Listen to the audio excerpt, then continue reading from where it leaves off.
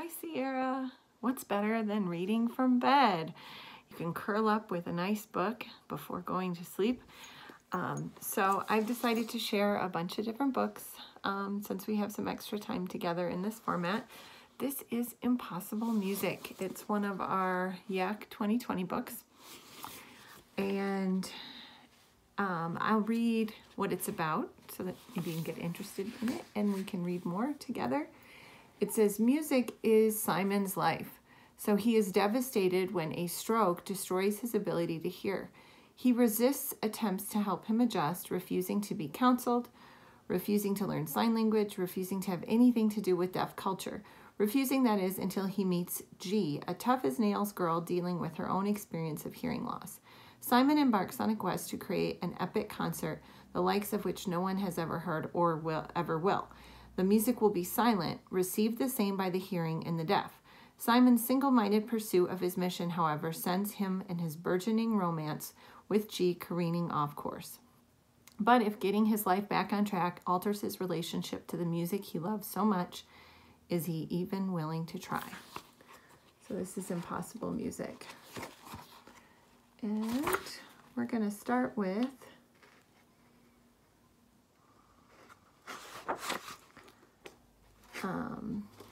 there's a quote that says, perhaps music happens elsewhere than in ears.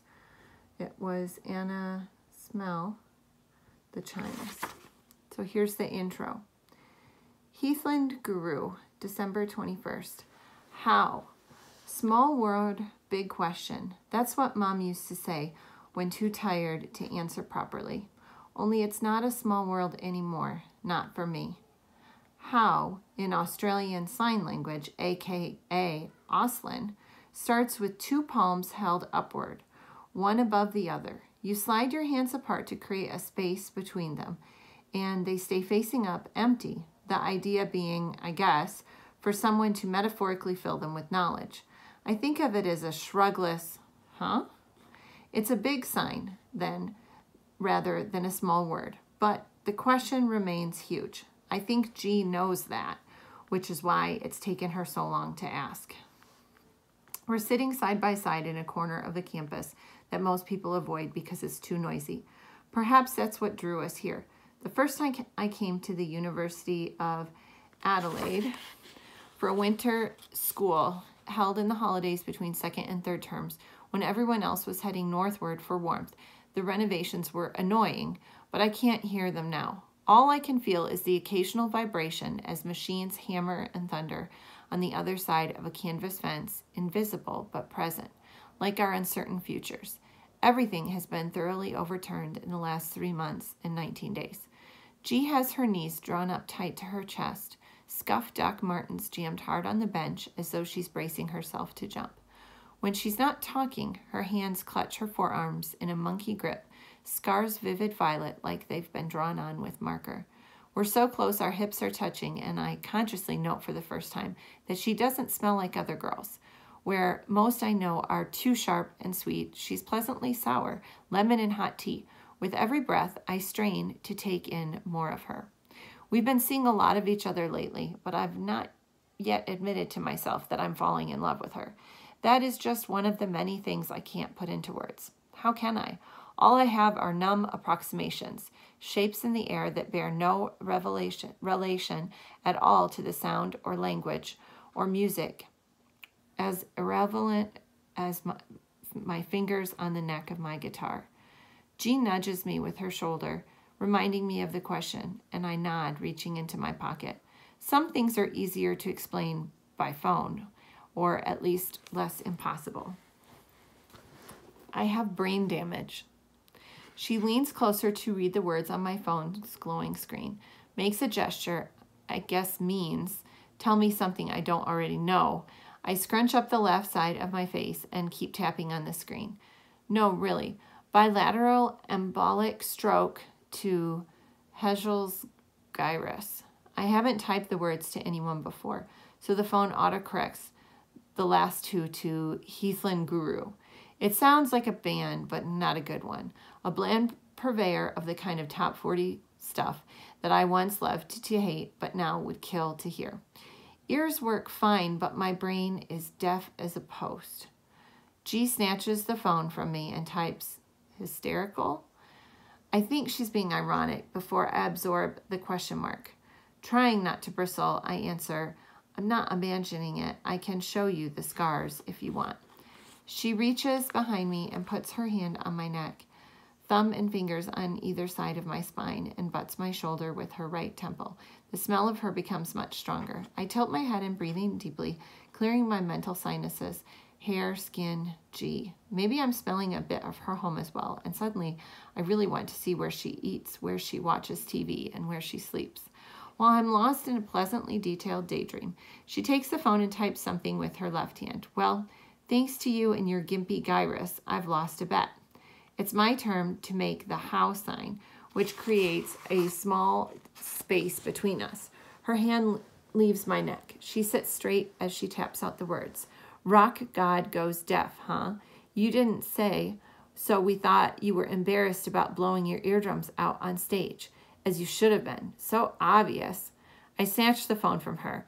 You think I'm that stupid? I don't mention the times I've gigged without plugs or practiced solos with my headphones turned up so loud my ears rang for hours. She snatches the phone back. Being deaf is... She taps swiping, and I stare at those 3 words, knowing she was about to write. Stupid, but thought better of it. There's no reason to make it personal. At the same time, though, her auditory nerves aren't going to magically repair themselves any more than my Heschel's gyrus is going to hatch like a cocoon to reveal a beautiful butterfly. When we're angry, we have to blame something or change the subject. How much did you lose on the bet? A round of drinks for the whole class. When did all this happen? One of the many days you didn't show. I'm not angry at G, but it does little for me that she and I and the rest of the newly deaf discussed at me behind my back. Farrad said you showed all the signs of traumatic brain injury. Everyone agreed, except you. Don't give me a medal or anything. I thought you were an idiot for playing your amp too loud. She's smiling. I can see her expression reflected in the strengthened glass. I need to do something to regain the initiative. Can't have her thinking I'm the punchline of a bad joke. You ever hear any Black Mod? That was the name of my last band. I am briefly but immensely relieved it wasn't one of the others. Ratzinger, Interrobang, Ubertor, Anal Twin. She signs, no. I stand up and strike a pose. Imaginary guitar in left hand, pick held high in my right, hair swept over my shoulder, grimace. Never forget the grimace. With the sound of remembered drums in my useless ears, I bring my right hand down for the opening chord of Intoxicated Tyrants. The moves are fresh in my mind, having played through it only yesterday on a real instrument for the benefit of no one but myself. This time, I rapid fire air guitar and headbang for G in our secluded corner of the campus, playing in time to the hammering from the science wing, mouthing the growls and sneering the squeals of my former bandmate's lyrics, and wishing with all my heart that it was more than just a fantasy, this gift I'm giving her. This piece of me that I cling to, even though everyone tells me it is dead. Heck, my parents and counselors even held a funeral for it. Hair sways across my face like a curtain, sticking to my heat-dampened skin. I couldn't look at her if I wanted, but I wouldn't anyway until I'm finished. Her laughter will put me off my stride, and I need this mad rain dance to my treacherous brain cells just as much as she needs to understand that I would never, ever have seriously put my hearing at risk. Only when I have thrashed my way through the final syncopated cadence do I flick the hair out of my eyes and realize that she is crying. Triumph turns to shock. Dropping my pose along with my imaginary guitar, I kneel in front of her and take her hands in mine, mouthing words that neither of us can hear. What's wrong? There's a message already typed into the phone. That's how it sounds in my head. Fast, busy, loud. I could kick myself. She leans forward and butts my shoulder again, only this time it is cupping her neck where shaved hairline meets naked skin. There's another scar there, thin and fresh, one I've never noticed before. Now is not the time to ask. I am still sweating from my performance, and I hope that doesn't make her feel worse than I already have. But I suppose if it did, she would pull away or push me off or somehow make her feelings clear. She's much better at that than I am. Instead, I'm the one who pulls away, taking the phone and typing. Tinnitus is... I stop there because I can't say stupid any more than G could. I also can't say, and if you didn't have it, we would never have met. Part 1, The Drapery Falls, September 2nd.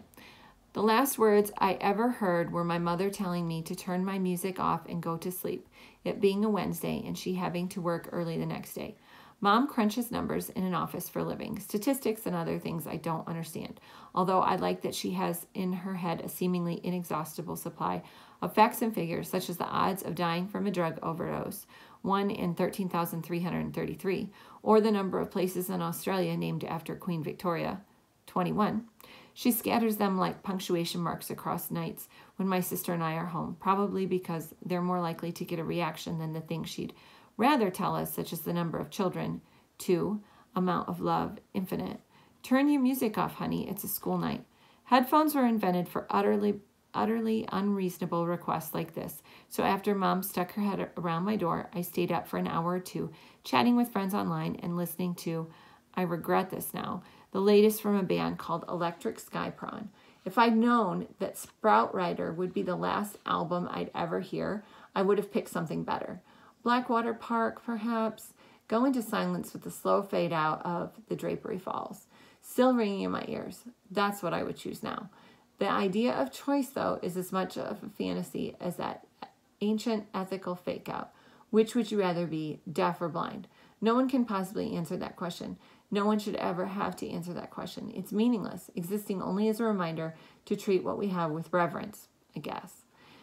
The last sound I ever heard might have been the click of my light switch or the rustle of the pillowcase as I rolled over. Our neighbor's dog barking at a cat. One final late-night fart. I don't remember because I didn't know I needed to remember.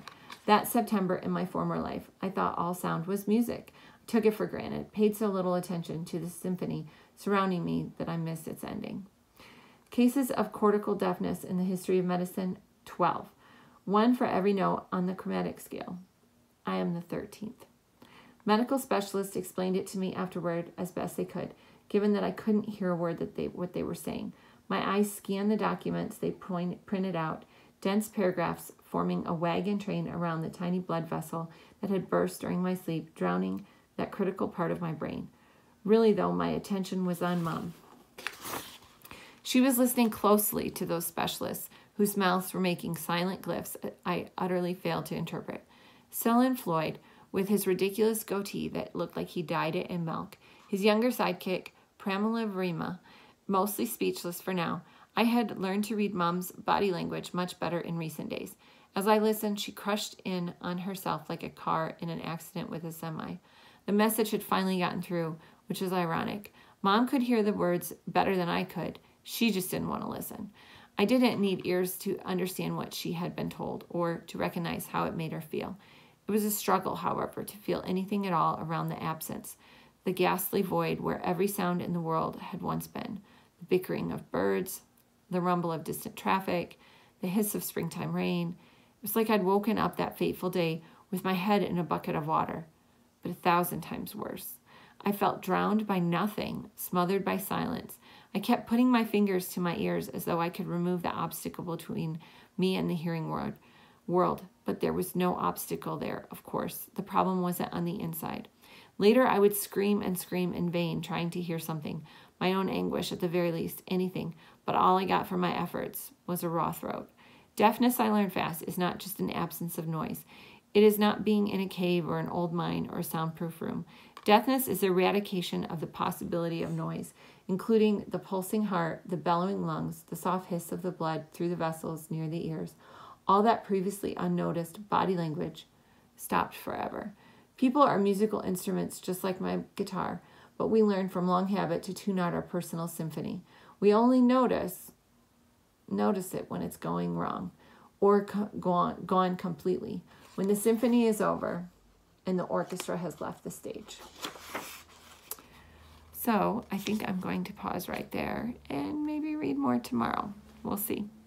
Let me know if you like this. You can send me an email at BECKYL at susd12.org, and or just visit my Google Classroom.